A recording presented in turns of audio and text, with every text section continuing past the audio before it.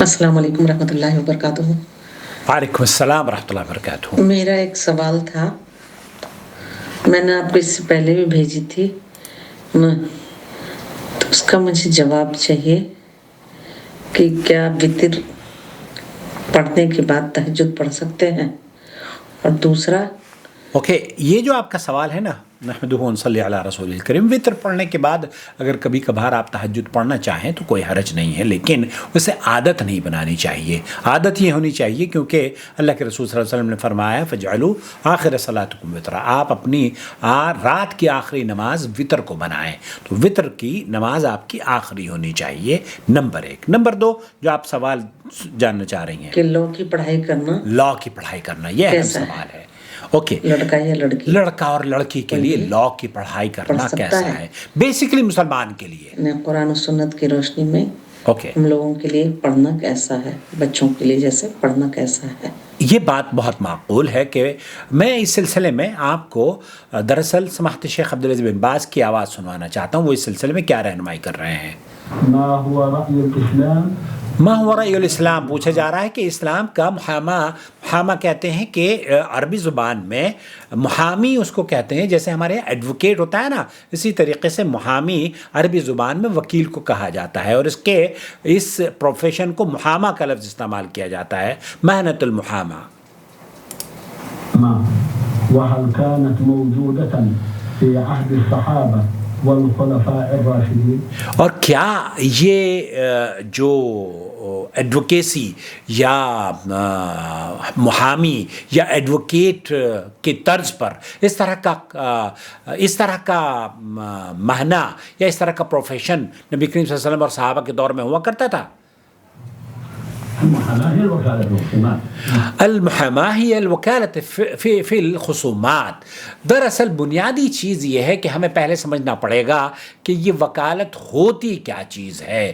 وکالت کا مطلب یہ ہے کہ ایک آدمی آپ کو اپوائنٹ کرتا ہے اپنی نیابت کرنے کے لیے، تاکہ آپ کا وہ شر اور برائی سے دفاع کر سکے اور آپ کے حق کی طلبی کے لیے وہ آپ کی مدد کر سکے۔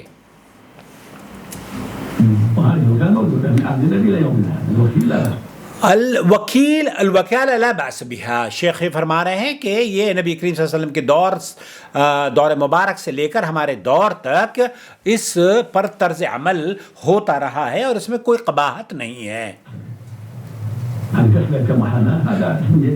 حل الوکیل لا بأس بہ، تو یہاں اس کے لیے کوئی ایسی حرج نہیں ہے کہ اگر ہم وکالت کی وکیل بنتے ہیں اور کسی کے بہاف پر اس کا حق اس کو دلانے کی کوشش کرتے ہیں تو کوئی حرج نہیں ہے۔ یہ جو ایڈوکیٹ اور یہ محامی اور اس طرح کے جو الفاظ آئے ہیں یہ بعد میں اختیار کیے گئے ہیں، اور یہ نیا نام ہے اور نئی جہت میں لوگوں نے اس پر کام کیا ہے۔ فَإِذَا كَانَ الْمُحَامِي يَتَّقِ اللَّهَ، پھر اگر وکیل اللہ سے ڈرتے ہوئے، اللہ کا تقوی اختیار کرتے ہوئے اور وہ آدمی مسلمان جو صاحب المنکر، جو منکر اور برائی کو سپورٹ نہ کرتا ہو اور جھوٹ کو فروغ نہ دیتا ہو اور جھوٹے کو سپورٹ نہ کرتا ہو، فلا حرج علیہ، تو شیخ فرما رہے ہیں کہ بنیادی طور پر اس میں کوئی قباحت نہیں ہے۔ ایک آدمی آپ کے حق تلفی کر رہا ہے اور دوسرا آپ کی نیابت میں آپ کے حق کا دفاع کر رہا ہے، تو یہ حق کا دفاع کرنے والا یہ اجر و ثواب اور باعث کا مستحق ہے، اور اس کو اجرت بھی لینا جائز ہے۔ الواجب علیہ فلیتق اللہ فی المحام، تو اس کو یہ چاہیے کہ اللہ سے ڈرے اور اس کا استعمال کرے اللہ کی خشیت کے لیے۔ یطالب بالحق، حق کا طلبگار ہو، حق کا دفاع کرنے والا ہو، اور وہ جھوٹ نہ بولے معصیت اللہ، اور وہ اپنے کسی کلائنٹ کو اللہ کی نافرما برداری پر چڑھائے بھی نہیں، اس کی حفاظت بھی نہ کرے اور اس کو انکریج بھی نہ کرے، اور اس کو حق کا مطالبہ کرنے کی کوشش کرے۔ القاضي بحكم الشرع. یہاں قاضی سے اگر وہ شر اور خیر شر کو طلب کر رہا ہے تو پھر وہ گنہگار ہے، لیکن اگر وہ شر کو دور کر رہا ہے، دفاع کر رہا ہے، خیر کو اجاگر کر رہا ہے، تب وہ جائز ہے. يعلمه القاضي ولا يعلمه المحامي. ولا يعلم القاضي ولا يعلم فلا حرج عليه في ذلك. تو شیخ فرمانے او فإذا كان يطالب بالحق الذي يعلمه او يطلب من القاضي الحكم بالشرع الذي يعلمه بالقاضي ولا يعلم المحامي فلا حرج عليه. تو ایسی صورت میں بعض مرتبہ یہ ہوتا ہے کہ کلائنٹ آپ کو سچ نہیں بتاتا. کلائنٹ آپ کو کہتا ہے یہ تو زمین کا ٹکڑا میرا ہے، دوسرا جو کلائنٹ ہے وہ بھی یہ کہتا ہے کہ یہ زمین کا ٹکڑا میرا ہے.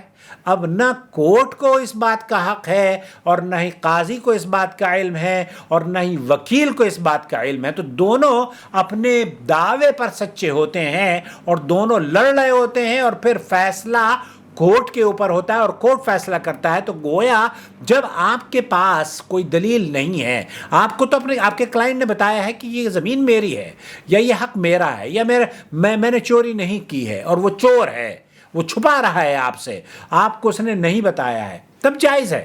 لیکن اگر وہ یہ کہتا ہے کہ نہیں میں نے تو چوری تو کی ہے، لیکن آپ کی شطارت یہ ہے کہ آپ مجھے بچائیے، آپ کا کام یہ ہے کہ آپ اس چوری سے اس زمین کو میرے نام کروا دیجئے، یہ جو میں نے زمین کا ٹکڑا قبضہ کیا ہے اس میں کوئی ایسا حکم لگائیے، کوئی ایسی چال نکالیے کہ آپ مجھے اس کا مالک بنا دیجئے، تب یہ آپ کے لیے حرام ہے، جائز نہیں ہے. اور اس طرح کی وکالت کرنا کسی بھی شخص کی جائز نہیں ہے.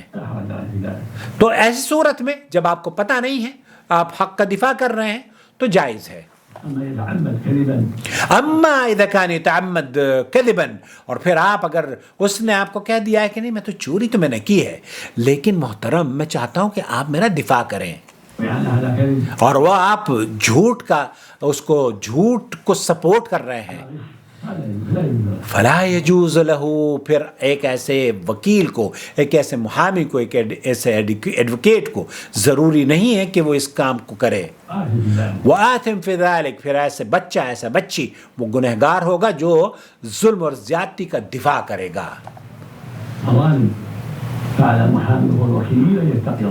وہ محامی وکیل ہے، اللہ سے ڈرے اور تقوی اختیار کرے اور سچ کا ساتھ دے. تو یہاں شیخ بن باز نے جو آپ کی خدمت میں وکالت کے سلسلے میں رکھا ہے، کیونکہ اللہ تعالیٰ قرآن کریم میں فرماتا ہے اور تم گناہ و معصیت اور ظلم و زیادتی میں ایک دوسرے کا تعاون مت کرو، ولا تعاونوا علی الاثم والعدوان. اور اگر خیر و بھلائی کی حمایت ہو اور خیر کے دفاع میں بات کی جائے تو یہ حمایت قابل ستائش اور تعریف ہے. اور اللہ تعالیٰ کا قرآن کریم میں یہ بھی حکم ہے وتعاونوا علی البر والتقوی. اور اس بنا پر جس نے بھی اپنے آپ کو وکالت کے پیشے کے لیے اختیار کیا ہے اس پر واجب ہے کہ وہ کسی بھی معاملے اور مقدمے کی وکالت کرنے سے قبل اس مقدمے کو اچھی طرح دیکھ لے اور مکمل تیاری کرے. اگر تو حق اسے وکیل بنانے والے شخص کے ساتھ ہے تو وہ اس مقدمے کی پیروی کرنے کے لیے وکیل بن جائے. تو اس طرح وہ حق اور صاحب حق کا ممد اور معاون ثابت ہوگا. لیکن اگر حق اسے وکیل بنانے کی بجائے دوسرے فریق کا ہو تو پھر بھی اسے وکیل بننا چاہیے. لیکن اگر حق اسے وکیل بنانے کی بجائے دوسرے فریق کا ہو تو پھر بھی اسے وکیل بننا چاہیے، لیکن اس کی وکالت اپنے موکل کے مطالبے کے برعکس ہونی چاہیے. یعنی اسے اپنے موکل کے خلاف بات کرنا ہوگی تاکہ وہ اللہ تعالیٰ کے حرام کردہ معاملے اور اپنے دعوے میں داخل نہ ہو. یہ اس لیے کیونکہ اللہ کے رسول صلی اللہ علیہ وسلم نے فرمایا ہے اپنے بھائی کی مدد معاونت کرو چاہے وہ ظالم ہو یا مظلوم. اللہ اکبر، انصر اخاک الظالم والمظلوم، اللہ کے رسول صلی اللہ علیہ وسلم کی حدیث ہے. تو صحابہ نے پوچھا اللہ کے رسول پھر ہم ظالم کا تو ہمیں پتہ ہے کہ ہم مدد کر سکتے ہیں، اللہ کے رسول صلی اللہ علیہ وسلم پوچھا تو مظلوم کے متعلق تو ظالم ہو تو ہم اس کی مدد کس طرح سے کریں؟ مطلب مظلوم کی تو ہم مدد کریں لیکن ظالم کی مدد کیسے کریں؟ تو اللہ کے رسول صلی اللہ علیہ وسلم نے فرمایا ہے تم اسے ظلم سے منع کرو اور روکو تو تمہاری اس کے ساتھ یہی مدد ہوگی۔ لہذا اگر یہ علم ہو جائے کہ موکل اپنے دعوے میں سچا نہیں ہے تو پھر اسے نصیحت کرنی اور اسے آگاہ کرنا اور اس مقدمے پڑھنے سے ڈرانا چاہیے اور اس کے دعوے کا باطل ہونے کی وضاحت کرنی بے حد ضروری ہے اور واجب ہے، تاکہ وہ اپنے اس پر مطمئن ہو کر اسے ترک کر دے۔ تو سمجھ میں آپ کی وضاحت میرے خیال سے ہو گئی ہوگی کہ اگر ایک آدمی آپ کے پاس گیا ہے اور وہ حق کا مطالبہ آپ سے کر رہا ہے، آپ سے کہتا ہے کہ میں حق پر ہوں اور وہ ایویڈنس بھی آپ کو پیش کر رہا ہے، تب تو آپ کے لیے جائز ہے۔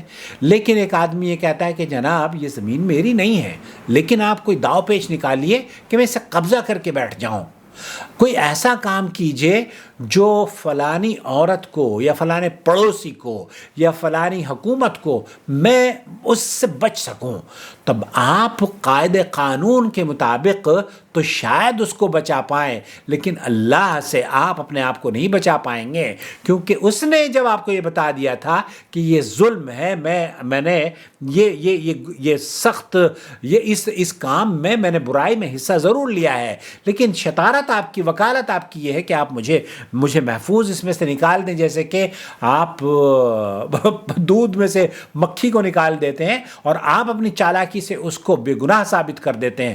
گنہگار کو بے گناہ ثابت کرنا ہی دراصل اس محامہ اور اس ایڈوکیسی کے پیشے کو بدنام بھی کرتا ہے اور حرمت کے دائرے میں بھی لے کر آتا ہے۔ لیکن اگر حق اور تعاون علی البر والتقوی کے ساتھ آپ کام کرتے ہیں تب یہ مبارک پیشہ ہے۔ مجھے امید ہے کہ ہمارے بچے بچیاں اس فیلڈ میں اپنی عزت اور عصمت اور آبرو کی حفاظت کرتے ہوئے، جہاں اسلام ان کو اس بات کی اجازت دیتا ہے، وہ اس کا استعمال کریں گے اور انسانیت کو انصاف دلانے کے لیے کوشش میں لگے رہیں گے۔ والسلام علیکم ورحمۃ اللہ وبرکاتہ۔